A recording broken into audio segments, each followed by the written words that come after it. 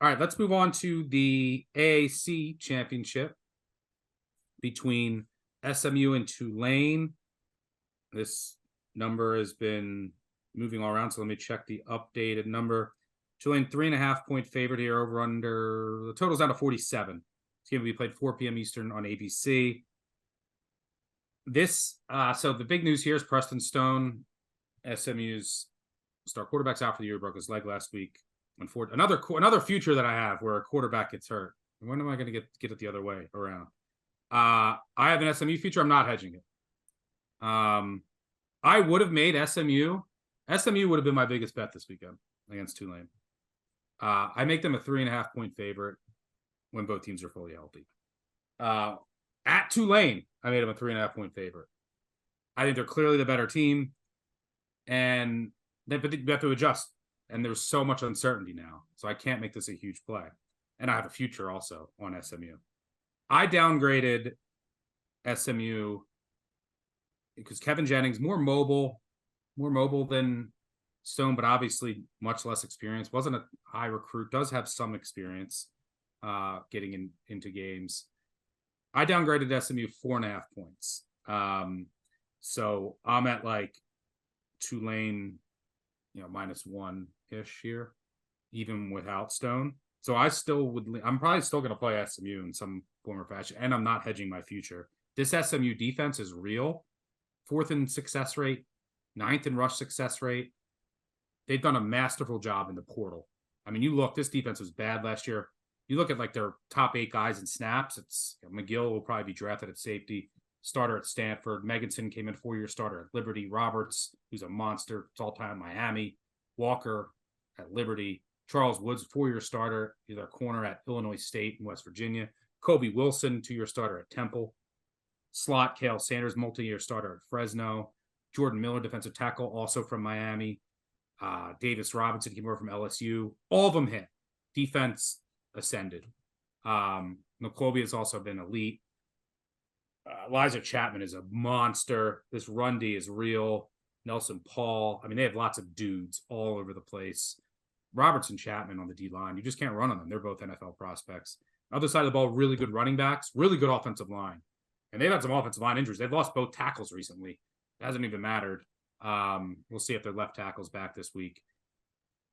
But they can run the ball. They have 5 uber talented backs. The big question is just, the problem is you have to attack Tulane through the air. You can't really run on Tulane. And their corners are really good, but you can beat their safeties, and they lost 2 really good safeties from last year, and their linebackers in coverage. Can Jennings consistently beat Tulane secondary? I don't know. There's a lot of them. I just don't know the answer to that. So I can't recommend in good faith a bet on SMU. I'm also worried about the SMU special teams. They are bad. They've allowed the most blocked kicks, the most blocked field goals in the country. Their punters, bad. And Tulane is the second best kick return in the country. The special teams, when you have your backup quarterback on the road, could be a problem. For what it's worth, coming into the season, Green Wave, ATM at home under Willie Fritz. Since 2017, 27-8 against the spread, 77% at home coming into the year. However, just 2-5 against the spread this year in Newman Stadium. Have had trouble building margin. Another factor here, Willie Fritz, distracted, probably going to get another job. Is there some distractions there? I don't know. I was super, super high on this SMU team, but that's with Stone at quarterback. So much uncertainty now. I do believe in the D. I do believe in their backs, but this is a hard game to handicap.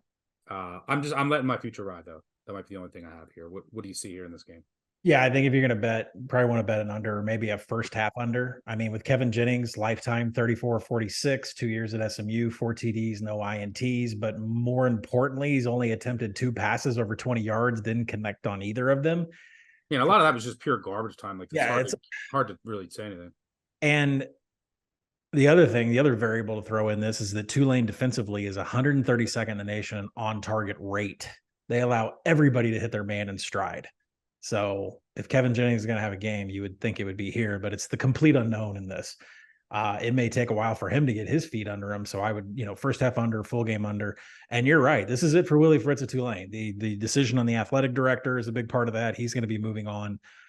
Could be the last game for Michael Pratt as well. I mean, the portal is opened up this weekend, and who knows? I mean, there's money to be had for quarterbacks, and Pratt certainly would deserve a little bit of a look on that. You're right on the SMU defense. I don't think any of the Tulane rushing stats are going to matter here. I mean, 60% of their plays are all rush. Mekhi Hughes, 3.7 yards after contact, and he's created 62 missed tackles this season. That's a lot. But those numbers are just not going to work on SMU. They are excellent defending both inside and outside zone.